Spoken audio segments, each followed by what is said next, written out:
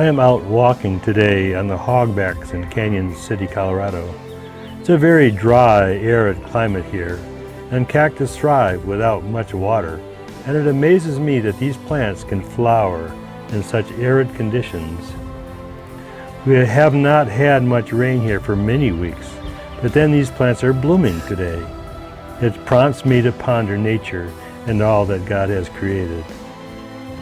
Then I ask the question, how can anybody believe that God does not exist?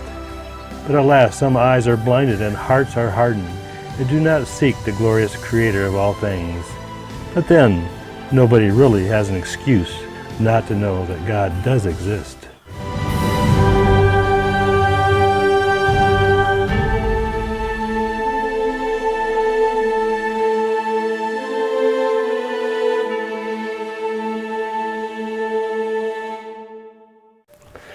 Scripture says this, quote, "For since the creation of the world, God's invisible qualities, His eternal power and divine nature have been clearly seen, being understood from what has been made, so that people are without excuse."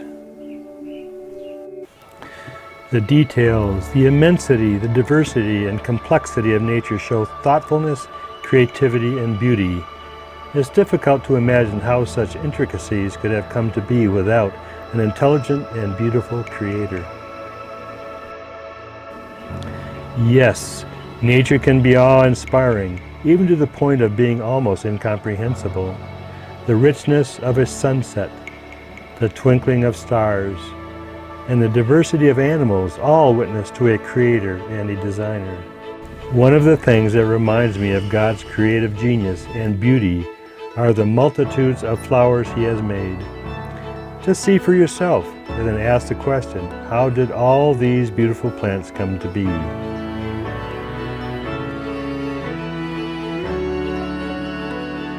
And then ponder the diversity and number of animals God has created by His wonderful imagination.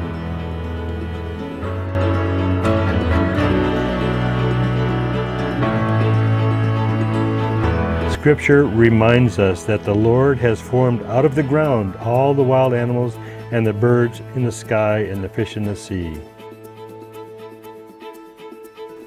But then ask the animals and they will teach you, or the birds in the sky and they will tell you, or speak to the earth and it will teach you, or let the fish in the sea inform you.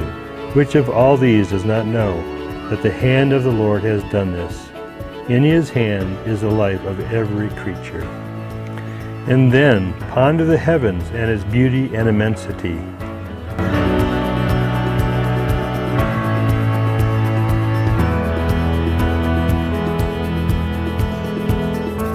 And then meditate on our own human body and all its marvelous functions, from the immense complexity of the human cell, the eye, the brain, and all that makes us functional as God's highest creation. Then God said, "Let us make mankind in our image, in our likeness."